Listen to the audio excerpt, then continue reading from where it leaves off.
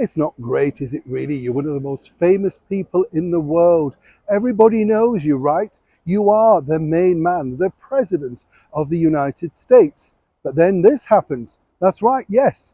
Here is President Joe Biden alongside his wife, Dr. Jill Biden, relaxing the day before they decided to arrive here in the United Kingdom for meetings with King Charles III and the Right Honourable British Prime Minister Rishi Sunak. Sadly though, for Joe, nobody knew who he was, and he was able to take those much needed 40 winks, falling asleep quite literally on a beach in Delaware with everyone around him. Seemingly, nobody knew that Sleepy Joe was in fact taking 40 winks. A little bit cruel, some people might say, but then of course he needed a lot of energy as he returned back here, the very first meeting since of course the coronation of King Charles III. But what was the meeting about? And more importantly, how well did it go? And as well as could be expected, President Joe Biden decided to skip up Downing Street, which worried a lot of people. This is because he's mainly known over here in the United Kingdom for either tripping up, falling asleep, or beholding some mishap. You know the ones I'm talking about. As you could understand, the Right Honourable Prime Minister Rishi Sunak was on hand to steady the ship. And then, of course, it was behind the scenes into the Rose Garden at number 10 Downing Street, where they sipped tea out of a brand new Downing Street mug, a very special present to the President. But what was interesting here was that Joe himself decided he didn't want to take any chances and was, of course, referring to notes throughout that very public meeting, and then of course popping inside for further conversation. Now, he was very keen to point out that the United Kingdom still had a very much rock solid relationship and continued to do so, even though there are problems afoot with regardings, of course, of cluster bombs and the ongoing battles over in Ukraine. Now, what is interesting that I noticed was this. Normally, when you get such a dignitary coming over here to the United Kingdom, as we saw recently with President Zelensky, lots of MPs were around to make sure that they got that much needed selfie to take back to their constituencies. This was very much, well, in absence for President Joe Biden. And I would say this, I actually do feel a little bit sorry for Joe, simply because he looks a little bit disorientated, more importantly, very tired. And obviously, as a man of his advanced years, he must wonder exactly what he's undertaken. A very lame joke about the fact that he and Rishi Sunak, the Prime Minister, have met over numerous months really fell on flat ground. But he tried his best. And then inside, of course, the talks really went underway.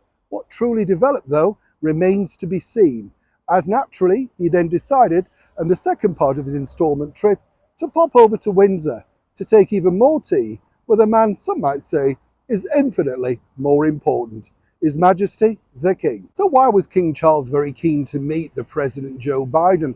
Well, apparently a call was put in a couple of weeks ago at the King's suggestion because they wanted to get together once again, their very first meeting since, of course, His Majesty the King became crown, and of course Joe decided, as naturally with the 1776 agreement, to stay behind, and in his place his wife, the First Lady, Dr. Jill Biden, took his place.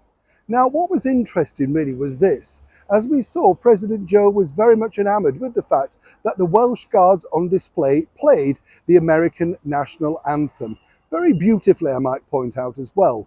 And then it was up to the President to inspect the Guard. But what was really reaffirming and reassuring was the fact that the King himself was very keen to make sure that there were no mishaps, trip-ups or falls, very gently guiding the President throughout. But there was an incident, of course. Well, two, in fact. The first one was the fact that Joe seemingly couldn't move on from talking to the guardsmen, and it didn't matter how much and tactful the King was, Joe was going to finish that particular conversation. And then many people suggested that in fact the President broke royal protocol. This is because he made that, well, big huge faux pas of touching His Majesty the King on the back not once but twice. Now, in order to do that, you have to be given permission. Obviously, for someone like the President, he felt that wasn't needed.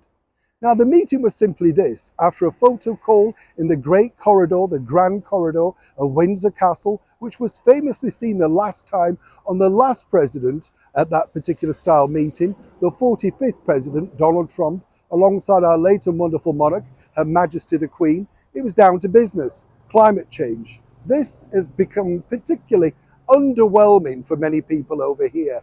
What they see is two incredibly rich people discussing a problem that doesn't necessarily affect them. And as one source pointed out to me, a 32-car cavalcade all about climate change doesn't necessarily cut it.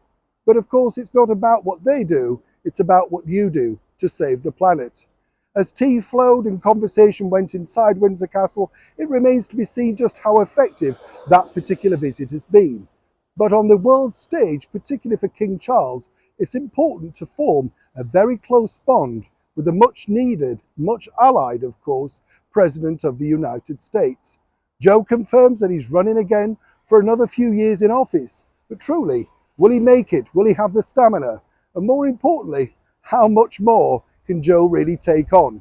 If you go back to these pictures over here, back in Delaware, that's where he looked most contented, dropping off on the beach alongside the First Lady, grabbing a much needed 40 winks.